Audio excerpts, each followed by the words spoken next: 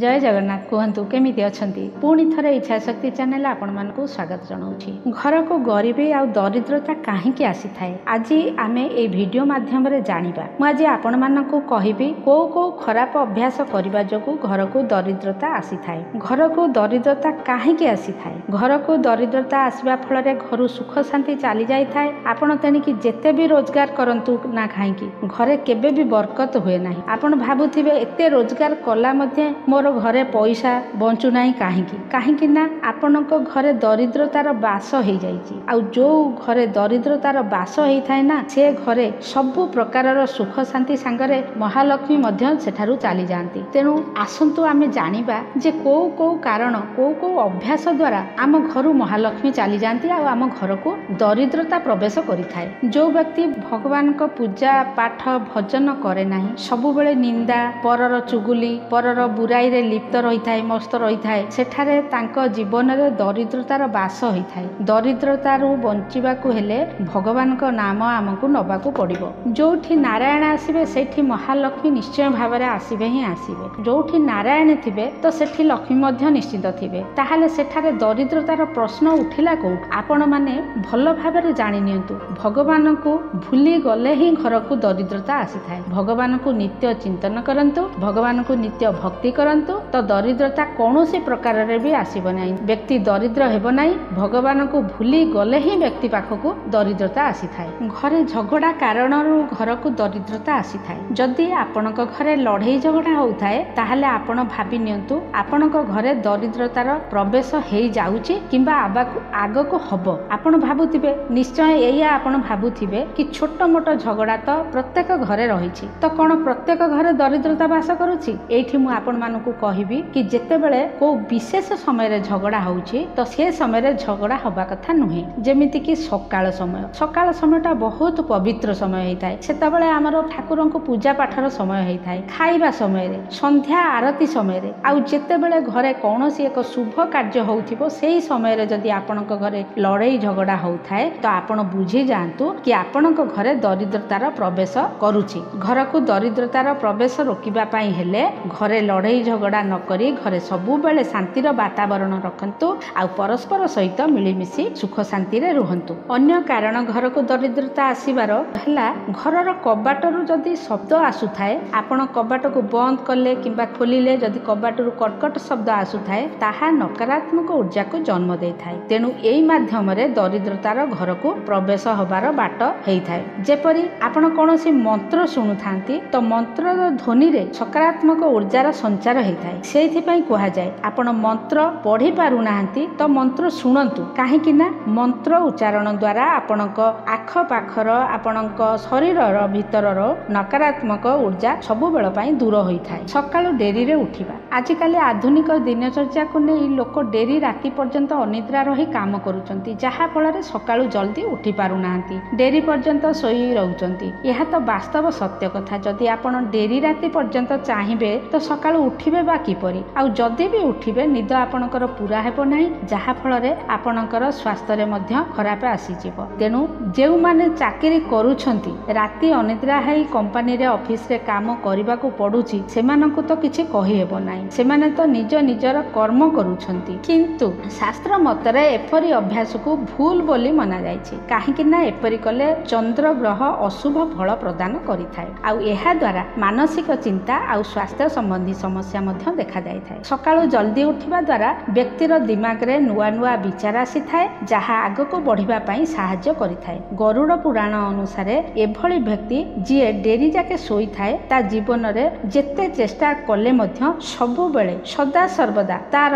जीवन रे धनर कमी रही थाए। सेज उपरे बसी खाइबा केते लोकंकर अभ्यास होई थाए कि सेमाने सेज उपरे बेड उपरे बसी खाइबा खाइ थांती। आपण कोन जानि छंती एपरि करिबा द्वारा मां लक्ष्मी नाराज होई जांती आ घर को दरिद्रता प्रवेश करि थाए। खाली बाल्टी बाथरूम रे खाली बाल्टी रखिबा द्वारा घर को नकारात्मक ऊर्जार बास होई थाए। जदि बाल्टी रे पानी नथिबो तो ताकू आपण खाली सेमती खोला न रखी ताकू आपण ओलटाई रखि पारती बाथरूम रे अईठा बासन केबे मध्य राति रे अईठा बासन रखंतु नाही रोसई घरे राति सारा अईठा बासन रखिबा रोसई घर सफा सुतुरा न रखिबा सफा न करी अपरिष्कार करी रखिबा माँ लक्ष्मी सेथिरे असंतुष्ट होइथांती एपरि करिले व्यक्ति बहुत जल्दी कांगाल हो जाय थाए से जेते परिश्रम करूना काहेकि किंतु एपरि घरे पैसार अभाव सर्वदा ही लागी रही थाए घोसारी घोसारी पाद को चलिबा प्रायतः देखिबा को मिली थाए केते लोक अछंती पाद को घोसारी घोसारी चली थांती किंतु ज्योतिष शास्त्र अनुसार एपरि व्यक्तिर अभ्यास को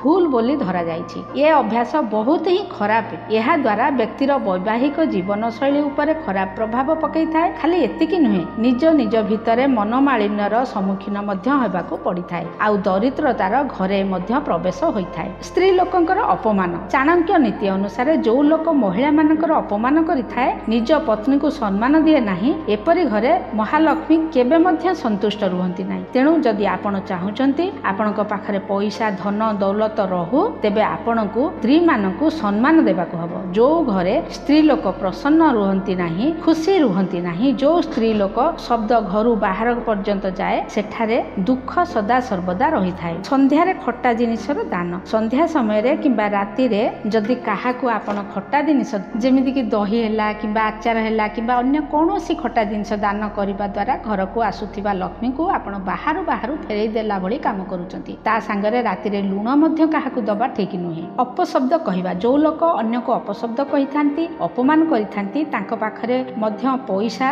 केबे भी बचे नाही तेणिकी से जेते धनी पैसा वाला लोक होना काहेकि तांकर एई खराब अभ्यास कारणरू कांगाल हबा पई बेसी डेरी लागि न थाए जदि व्यक्ति पाखरे अहंकार धोकाबाजी भली अभ्यास रही थाए से आगो को बर्बाद आड़को गति निश्चय करि थाए आज नाही तो काली एहार फल से निश्चय ही भोगी थाए खाइबा थाली रे खाद्य छाड़िबा शास्त्र कहि थाए आमको अन्नर अपमान आदौ करिबा कथा नुहे थाली रे अन्न छाड़िबा माने अन्यर अपमान करिबा भली हेइ थाए सेथि पई खाइबा पई आपण जेतिकी अन्न नियंतु जेतिकी आपण खाइ परिबे बेकारटारे खाद्य को बर्बाद करिबा द्वारा आपनको गरीब रो सामना करिबा को पड़ी थाए एपरि काम करिबा द्वारा माता लक्ष्मी मध्य नाराज होई थांती आ घर को दरिद्रता प्रवेश करि थाए गुरुजन माने वयस्क लोकंकर सम्मान करंतु शास्त्र आउ पुराण रे कुहा जायछि कि जो घरे बड़ बुजुर्ग मानकर सम्मान करा जाय नाही किंबा रास्ता घाट रे भेट होउतिबा कोनोसी वयस्क लोकंकर सम्मान करंती नाही सेठारे लक्ष्मी केबे भी वास करंती नाही एहार कारण एया कि बड़ बुजुर्ग को गुरु स्वरूप मना जाय थाए जहांक देहरे भगवान विष्णु वास करंती सेथि पई बुजुर्ग लोकंकु भल पाइबा सिखंतु सम्मान देबा सिखंतु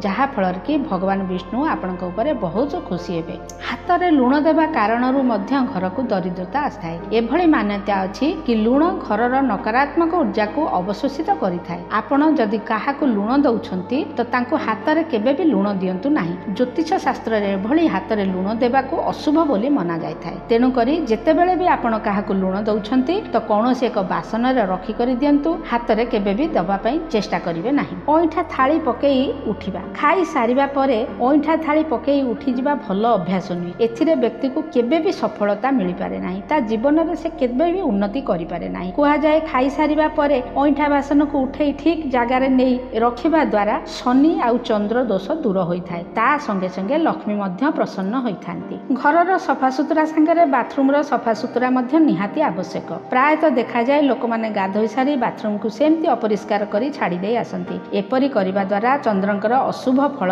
से घर उपरे पड़ी थाए अव्यवस्थित बिछଣା जो घरे खट उपरे अव्यवस्थित रही थाए बिछଣା एणतेणे ही पड़ी थाए सेठारे राहुंकर अशुभ प्रभाव देखिबा को मिली थाए सेज ठीक नहेले व्यक्तिर दिनचर्या मध्य ठीक होई न थाए स्वास्थ्य को आउ घर को नकारात्मक ऊर्जा प्रवेश करि थाए खराब आउ मैला वस्त्र धारण करिबा फल रे मध्य घर को दरिद्रता प्रवेश करि थाए जो लोक सफा सुतरा रहिबा को पसंद करंती नाही तांको सांगरे मध्य गरीबी जीवन सारा रही थाए जो लोक नियमित रूप रे गाधांती नाही नियमित रूप रे दांतर सफा करंती नाही आ गंधिया कपड़ा पिंधि थांती घर इत्यादि सफा सुतरा केबे भी रखंती नाही तांकर सबु धन रोगर चिकित्सा रे ही शेष होई जाय अन्यर भूल बाहर करिबा लोक गरुड़ पुराण अनुसार जो व्यक्ति आलोचक अभ्यास रो होई थाए माने कि से सबु बेले अन्य व्यक्तिर आलोचना ही करिबा को भल पाए तार भूल को कमी को खोजी बाहर करिबा को ही भल पाए अन्य विषय रे खराब कथा कहि थाए तांको ऊपरे मां लक्ष्मी नाराज होई जांती